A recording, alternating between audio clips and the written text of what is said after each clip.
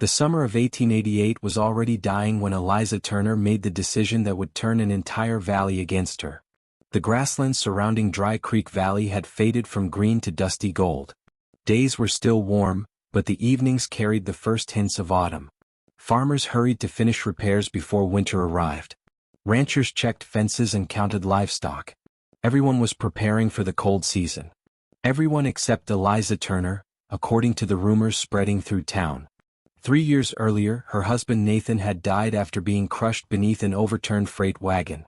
What remained behind was a small cabin, 2 children, and more responsibilities than one person should carry alone. Many believed she should leave. Others thought she should remarry. Instead she stayed. And now she was doing something nobody could understand.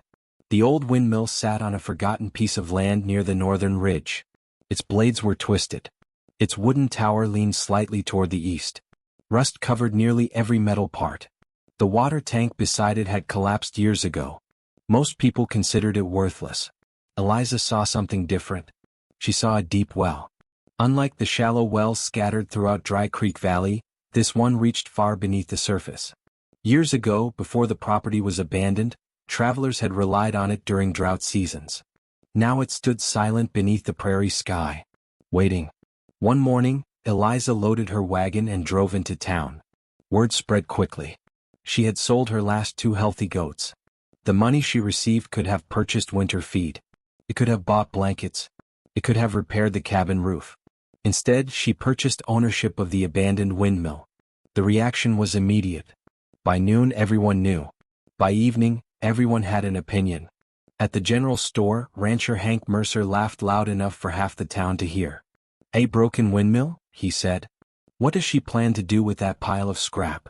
Several men laughed. Others shook their heads. "It hasn't pumped water in 10 years. Maybe longer. Poor woman has finally lost her senses." The laughter echoed across the store. Eliza heard every word. She continued loading supplies into her wagon. Her daughter Rose lowered her eyes. Her younger son Ben clenched his fists. "Why do they keep laughing?" Ben asked. Eliza tightened a rope around a sack of flour. "Because they only see what the windmill is today." Ben frowned. "What do you see?" Eliza looked toward the northern ridge. "I see what it might become." That evening they traveled to inspect their purchase. The windmill looked even worse up close. Several support beams had rotted. The pumping rod was broken. One blade hung crookedly from the wheel. Rust stained nearly every bolt. The storage tank was beyond repair. Rose stared at the structure. "Can we really fix it?" Eliza walked around the tower slowly. She touched the weathered wood, listened to the creak of old joints, studied the foundation stones. Finally she nodded. Not all at once. But yes. The work began the next morning. Every day followed the same pattern. Wake before sunrise. Prepare breakfast. Work on the windmill. Return home after dark. Then repeat. The first challenge was the tower. Several beams needed replacement. Eliza salvaged lumber from abandoned sheds and unused fencing. Nothing was wasted. Every nail mattered. Every board had a purpose. While other families spent evenings resting, the Turner family spent theirs rebuilding. Rose learned how to measure support braces. Ben carried tools and sorted bolts. Neither child complained, though sometimes they wondered whether the effort was worth it. Weeks passed. The tower slowly straightened. Fresh braces strengthened weak sections. The structure became stable once more. Then came the mechanical repairs. Those were harder. Wood could be replaced. Metal required understanding. The gearbox inside the windmill had suffered years of neglect. Rust had frozen several gears completely. Some teeth were broken. Others had worn thin. Most people would have given up. Eliza did not. She spent hours cleaning each piece. Oil was applied carefully. Broken sections were repaired whenever possible. Parts beyond saving were replaced. One afternoon, blacksmith Samuel Reed stopped by. He had heard about her project. Unlike many others, he did not laugh. Instead, he climbed the tower and examined the mechanism. After nearly 20 minutes, he climbed down. "You're serious about this?" Eliza smiled. "I didn't buy it for decoration." Samuel chuckled. "No, I suppose not." He studied the machinery again. "Still think it's a gamble?" "Maybe. But sometimes a gamble is better than waiting for trouble. The blacksmith considered that. Then he reached into his wagon. A small canvas bag landed at her feet. Inside were replacement bolts, several custom washers, and 2 newly forged gear pins. Eliza looked up. Samuel shrugged. Had some spare metal? It wasn't entirely true. Both of them knew it. Still neither argued. Sometimes help arrived quietly. The repairs continued. Autumn settled across Dry Creek Valley. Leaves turned yellow. Temperatures dropped. The first frosts arrived. Meanwhile, the townspeople continued preparing the way they always had. They deepened shallow wells, stacked firewood, stored grain. Everything seemed normal. The valley had survived countless winters before. Why would this one be different? Eliza never argued with them. She simply kept working. One afternoon, Hank Mercer rode past the windmill. He slowed his horse and watched. The blades had been repaired. The tower stood straighter. Several new pipes connected the well to a storage area. Hank laughed. All this effort for water? Eliza tightened a wrench. People usually need water. The rancher smirked. We've got a river. And wells. And snow. He pointed toward the horizon. You're preparing for a problem that doesn't exist. Eliza continued working. Silence frustrated him more than any argument could. Eventually he rode away, convinced he was right. By late October, the windmill was almost finished. One challenge remained: the storage tank. The original tank had collapsed years earlier. Without it, water could not be stored efficiently. Eliza couldn't afford a new one, so she built one, piece by piece, using salvaged timber, waterproof pitch, and every spare board she could find. The work consumed nearly 2 weeks. But eventually the tank stood complete beside the windmill. Simple, strong, practical. Exactly what she needed. Then came the test. A steady autumn wind swept across the valley. Perfect conditions. Eliza gathered Rose and Ben near the tower. The children stared upward. The repaired blades waited motionless against the blue sky. For a moment nobody spoke. Then the wind strengthened. Slowly, almost reluctantly. The blades began turning. One rotation. Then another. The gearbox groaned. Metal clicked. Wood creaked. The pumping rod moved. Down. Down. The system awakened after years of silence. Everyone watched. Waiting. Listening. Hoping. Several seconds passed. Then a sound emerged from inside the storage tank. A splash. Rose gasped. Ben's eyes widened. Another splash followed. Then another. Water. Fresh water. Deep underground water. Flowing once again. The children cheered. Eliza closed her eyes briefly. Not because the work was finished. Because it had finally begun to prove itself. By sunset, hundreds of gallons filled the tank. The windmill turned steadily against the orange sky. For the first time in years, the old well was alive. Word spread quickly. Some people were impressed. Most remained skeptical. A working windmill was interesting, but hardly important. Not when streams still flowed. Not when wells still produced water. Not when winter had not yet arrived. The valley continued with life as usual. Yet small changes were beginning to appear. Bird migration started earlier than normal. Morning frost lingered longer. Cattle behaved strangely. Even experienced ranchers noticed it. One evening, Samuel Reed visited again. Together he and Eliza watched the windmill turning against a darkening sky. "You ever get the feeling something's coming?" he asked quietly. Eliza looked toward the distant mountains. Clouds were gathering there. Heavy clouds. Unusual clouds. She nodded. "Every day lately." Samuel folded his arms. "Think this winter will be rough?" The windmill blades continued turning. Steady. Patient. Reliable. Eliza watched them for several moments. Then she answered. "I think winter is preparing a lesson." Far beyond the ridge, cold northern winds were already beginning their journey south. Neither Samuel nor Eliza could yet see the storm. But somewhere beyond the horizon, it was already coming. And when it arrived, Dry Creek Valley would discover the difference between having water and having access to it. November faded quietly from Dry Creek Valley. At first, nothing seemed unusual. The days grew colder. The nights grew longer. Thin sheets of ice appeared along the edges of ponds before sunrise. People continued their routines. Livestock were fed. Wood piles grew larger. Children hurried home before dark.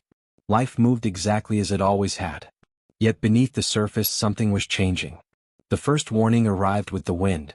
For nearly 3 days, a cold northern current swept across the prairie without interruption. It never became strong enough to alarm anyone. It simply never stopped. The air felt different, sharper, heavier.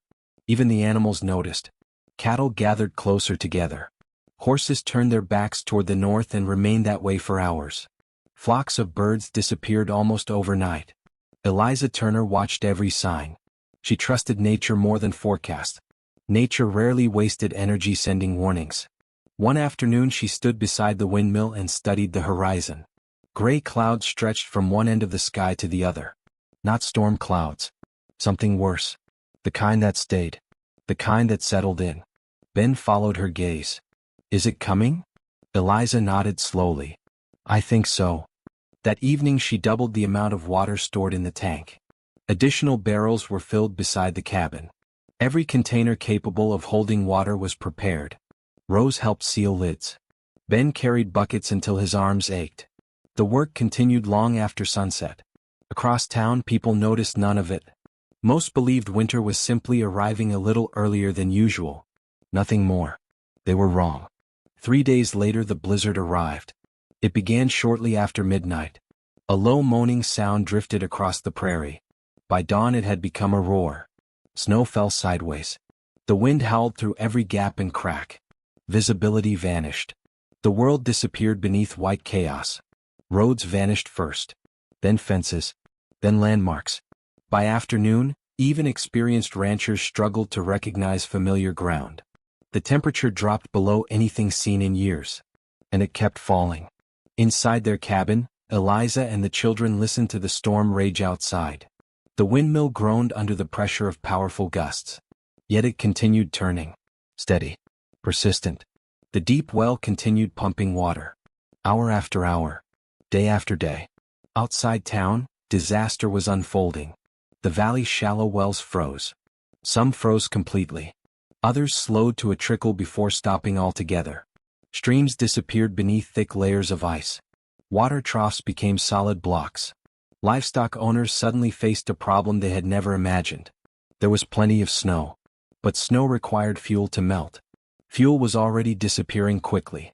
Families began burning through firewood at alarming rates. Each gallon of water demanded precious heat. Every bucket became expensive. The situation worsened with each passing day. By the third day, panic had begun spreading. Farmers argued over access to functioning wells. Livestock weakened. Milk production collapsed. Several calves died. The storm showed no sign of ending. Hank Mercer faced the problem directly. His ranch depended on hundreds of animals. Normally he drew water from a shallow well behind the barn.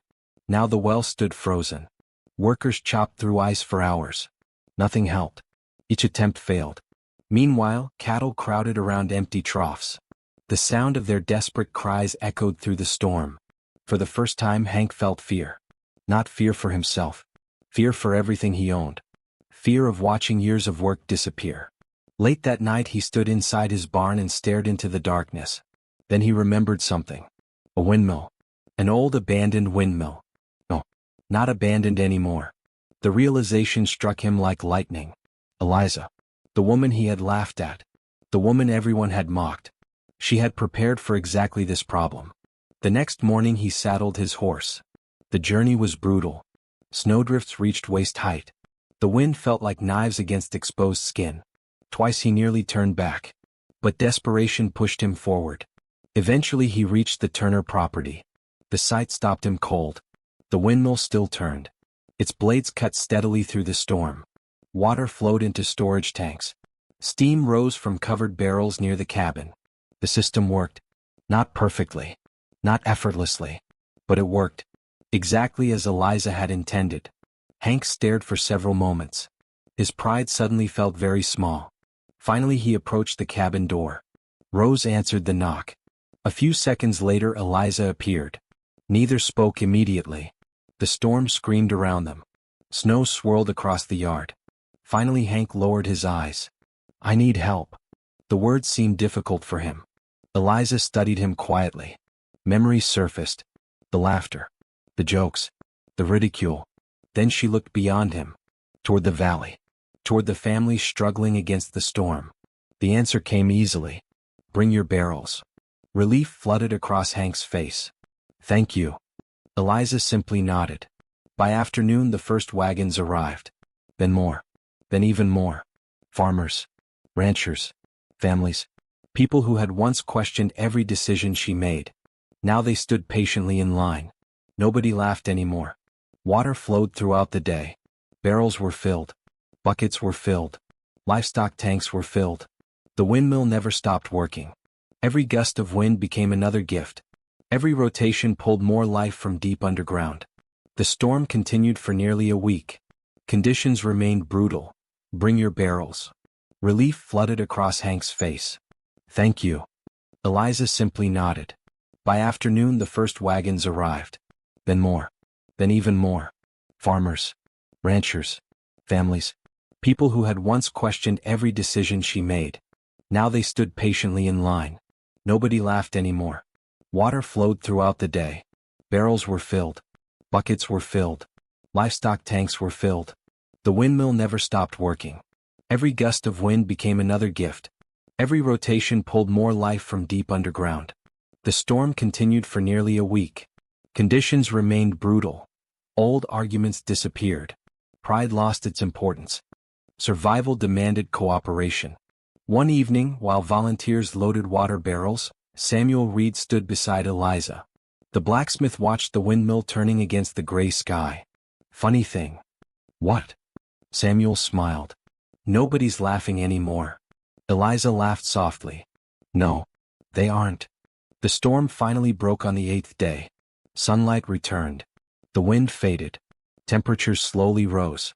For the first time in over a week, people stepped outside without fear. The valley looked transformed. Snow covered everything. Massive drifts stretched across the prairie. Fences had vanished. Buildings looked half-buried. Yet life remained. The settlement had survived. And everyone knew why. Spring arrived months later. With it came change. Real change. The kind that lasts. Families began improving their wells. New windmills appeared throughout the valley. Water storage systems became common. People prepared differently. More carefully. More intelligently. No one wanted to learn that lesson twice. One morning, after the snow had finally disappeared, Eliza stepped outside and found something unexpected. Several stacks of lumber sat beside the windmill. Fresh timber. High-quality timber. Enough to build an entirely new storage shed. There was no note. No explanation. But she knew. The valley was saying thank you. In its own quiet way. Years passed. Rose grew into a strong young woman. Ben became a skilled rancher. The windmill remained standing. Not because it was beautiful. Not because it was valuable. Because it represented something important. Preparation. Patience. Wisdom. Long after people forgot the details of the Great Blizzard, they still remembered one lesson. When everyone else prepared for the winter they expected, Eliza Turner prepared for the winter that might come. That difference saved an entire valley. And in the end, the broken windmill that once inspired laughter became the very thing that kept Dry Creek Valley alive.